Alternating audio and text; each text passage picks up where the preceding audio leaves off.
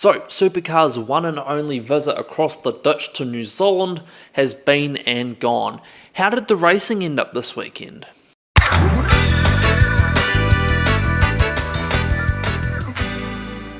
So, welcome to my channel once again. This is the series that I like to do where I review every single round of the Supercars Championship.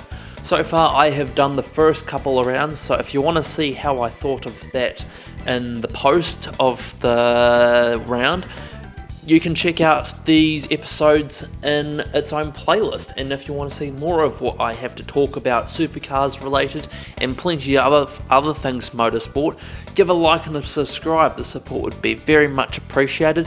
And follow me on TikTok if you want to watch more shorter based content and daily news updates. So for the second visit to Taupo, we would be in the new Super 440 format, where there would be two 120km events on the Saturday and a big 200km race on the Sunday. So how did race 1 go? Well, it was sure as hell chaotic. There were penalties thrown out left, right and centre, especially for Cam Hill and Thomas Randall, who got 15 seconds each. The race would end up being exploded, however, when Macaulay Jones would end up having a mechanical issue, causing a lap 10 safety car, so approximately just under a third of the race through, and there would be chaos in pit lane because everyone would decide to pile into pit lane and double stack and even take out a tyre that had just been thrown off a DJR car.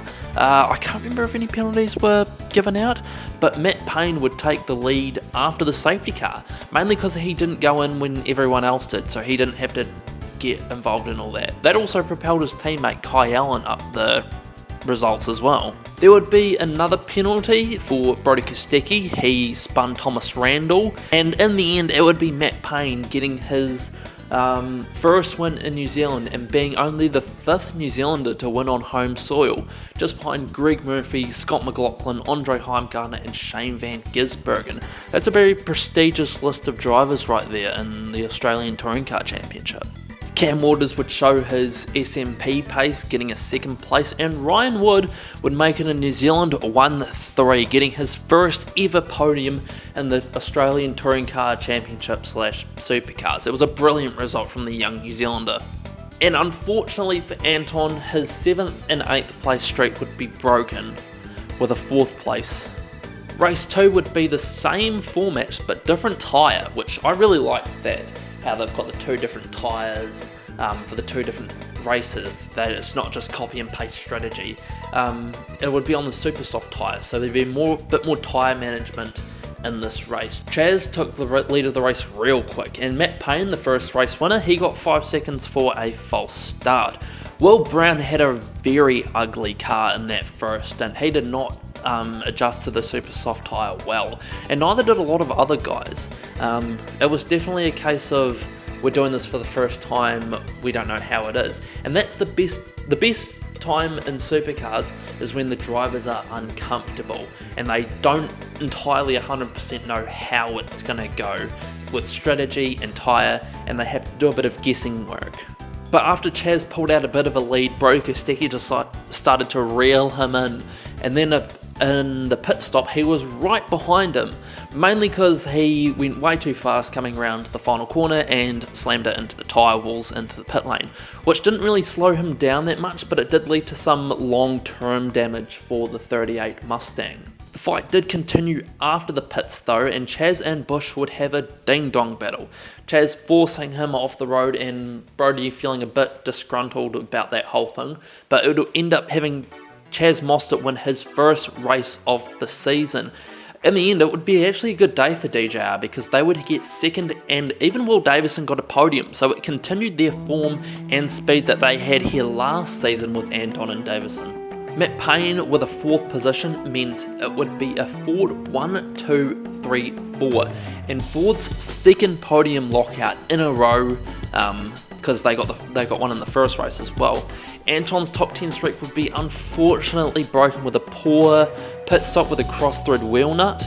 Stanaway would have a massive tyre gambling on 2 tyres, which would ultimately fuck out, and Cam Waters would instantly lose the championship lead with a 14th place position in that second one. Race 3 was the longer 200km race, and Kostecki would get his second pole position of the weekend, starting alongside his old teammate or old co-driver from the 2020 Bathurst 1000, Di Pasquale, and they would both end the first lap in 6th and 7th, because Anton went wide in turn 1, and Ryan Wood and Brodie Kostecki really fought tooth and nail through that fast turn 8, turn 9 area, which would result in Kostecki off the road and Ryan Wood with a 5-second penalty. After the first lap, it would actually be Cameron Hill that would be leading the first lap, but Matt Payne did eventually pass him on lap 8. Matt Payne being the tyre whisperer, healing those tyres to every pit stop that he got to. Cooper Murray did get 15 seconds for a bit of biff and barge with guys in the back of the pack, including Nick Percat. But after all that, Matt Payne would keep that lead and get his second win of the weekend, which would end up being the Jason Richards Memorial Trophy race winner, being only the third Kiwi to win that trophy behind McLaughlin and Van Gisbergen. Cameron Hill would hold on to second position, very good result from his AGP results, and Chaz Mostert did get a third position after all that, doubling down on his first place position in the second race. So who impressed for the weekend? Well, obviously Matthew Payne. You don't win the round like you do and not impress people. Brodie Kostecki has been getting speed every round, and it's really shown because he got 2 poles and a podium, his first podium and poles for Dick Johnson Racing. Like I said, Cameron Hill continued his Australian Grand Prix pace, not only with a third, but with a few missed results, but plenty of speed. Same with Ryan Wood, he got that podium, had plenty of speed, but plenty of missed results as well. And Andre Heimgartner and Will Davison both got 3 top 10s across the weekend. Good results from 2 drivers that are probably going to sneak into the playoffs right at the back of the top 10. And who disappointed? Well, I'd put Triple Eight at the top of that list. Those 2 drivers were chasing their cars and setups all the way through till Sunday, throwing springs at the thing, missing out on getting a podium throughout the whole weekend, which we didn't see at all last year. So that means Will Brown's podium streak of, I think it goes back to the first race at Bathurst, because I can't remember if he got one at Erebus or not, at Adelaide. That goes back to Bathurst 2024, his podium streak, so that is gone, wiped clean slate now. Unlike his teammate, Nick Percat did not continue that AGP speed, having quite a bit of a disappointing weekend overall.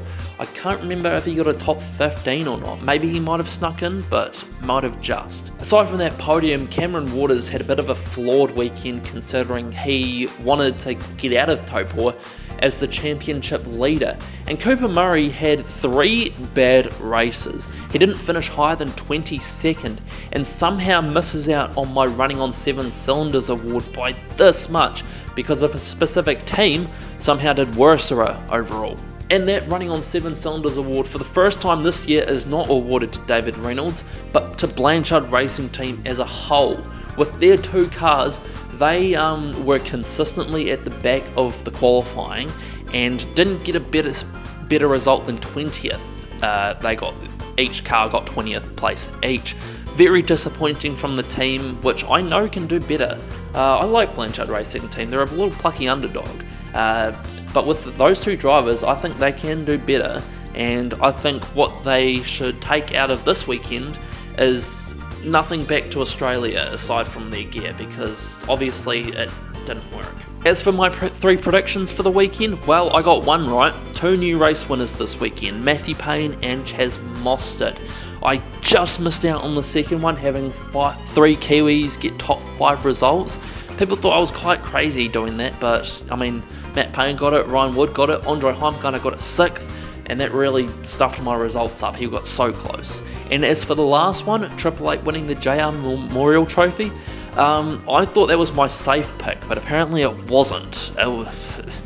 They really didn't do well this weekend for their high standards. Although in the drivers' points, they are still leading. Will Brown is leading on 651 points, but is closer than it was this time last year. Cameron Waters is second on 34. Matt Payne 3rd after a good weekend on 46. Brock Feeney's managed to hold on to the 4th place position with 61, and Chaz Mostert has been yo-yoing all over the points in the last couple of rounds, still getting 5th on 86 points. So that is my round review for Taupo. Round 4 will be at Simmons Plain, so I'll see you guys for that video. But in the meantime, between now and then, I will upload plenty of stuff. Once or twice a week, I will upload Supercars content, so like and subscribe for that upcoming videos, and I will see you in whatever the next one is that I upload.